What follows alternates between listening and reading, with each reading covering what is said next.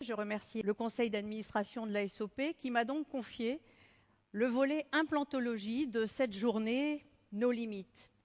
Et c'est vrai que nous avons un rêve en tant que praticien qui est, quelle que soit notre spécialité, de faire des traitements no limit.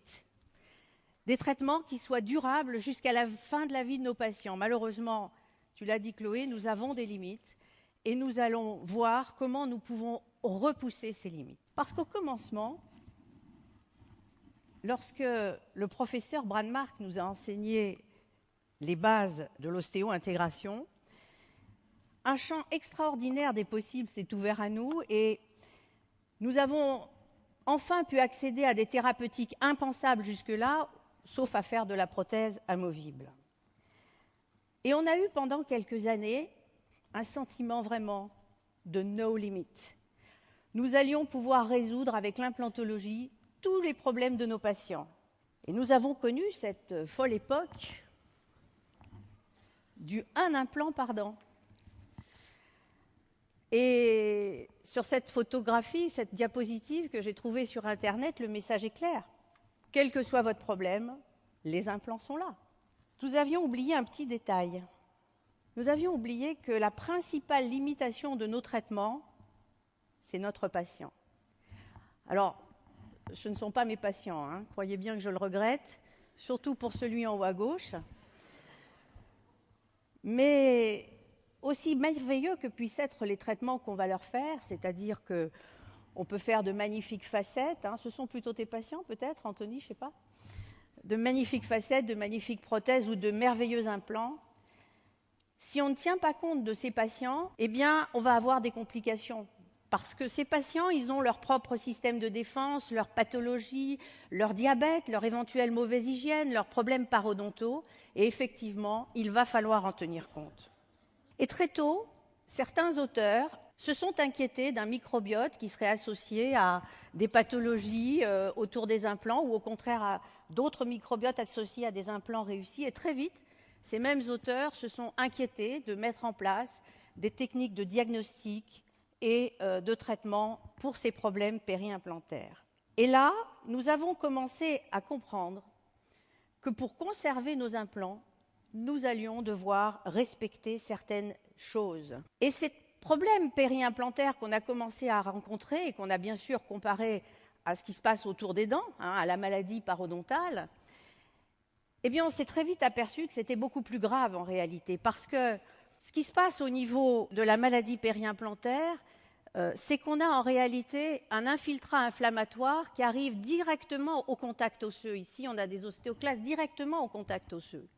Alors que dans la maladie parodontale, il y a toujours un tissu sain qui va venir s'interposer entre l'infiltrat inflammatoire et l'os. C'est pour ça que dès lors qu'on a une maladie périimplantaire, il va falloir agir et agir vite.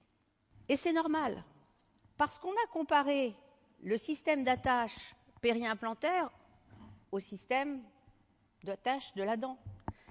Et c'est vrai qu'il y a de nombreuses similitudes, mais néanmoins, au niveau des implants, les choses sont beaucoup plus fragiles.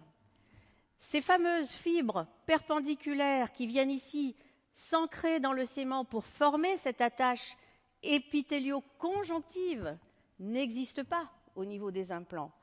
On va avoir des fibres qui vont s'organiser parallèlement tout autour du col, mais nous n'aurons pas cet ancrage. Au mieux, on aura une adhésion, au mieux. Et cette vascularisation qui provient du ligament, nous ne l'avons pas non plus autour de nos implants. Donc, beaucoup plus fragile.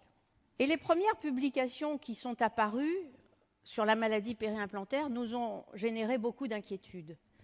Parce que les résultats étaient quand même assez pessimistes. Dans plus de 50% des cas, nous n'arrivions pas à stabiliser la maladie, nous n'arrivions pas à obtenir des niveaux osseux qui se stabilisent, et en plus, on avait une prévalence importante. Après 10 ans d'implantation, 4 patients sur 5 qui présentaient une mucosite, 1 sur 5 des périimplantites. Néanmoins, c'était sur un nombre restreint de patients. Des fumeurs, des passés de maladies parodontales, de la mauvaise hygiène. Aujourd'hui, dans ces mêmes revues, les publications sont beaucoup plus encourageantes.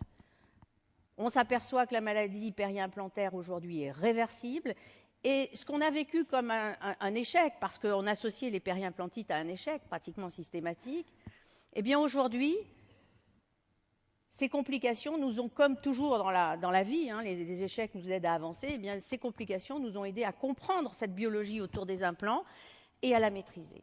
Et aujourd'hui, les publications sont quand même beaucoup plus encourageantes et montrent qu'on arrive à stabiliser la maladie périimplantaire, qu'on arrive, surtout si les patients rentrent dans un programme de suivi rigoureux, eh bien qu'on va arriver à avoir des résultats cliniques et des niveaux osseux tout à fait corrects. Alors nous savons qu'il y a des problèmes. Donc évidemment, nous allons devoir en informer nos patients et le meilleur moment pour informer nos patients des problèmes, c'est de le faire avant qu'ils ne se produisent. Donc très tôt, au stade de la consultation périimplantaire, il faut dire à nos patients que les traitements peuvent comporter des complications, que certes, nous savons aujourd'hui les gérer, mais que quelquefois, elles vont peut-être nous amener à des chirurgies de révision. Et quand les choses sont dites à ce stade-là, c'est de l'information. Quand on attend qu'elles se produisent, ça devient de la justification et ce n'est pas toujours bien vécu. Alors, pour conserver nos implants, eh bien, nous allons pouvoir agir à 2 niveaux. Bien sûr, la prévention, c'est le meilleur moment, c'est le plus facile. Et puis, quand les problèmes se profilent, malheureusement, eh bien, nous verrons comment gérer ces problèmes.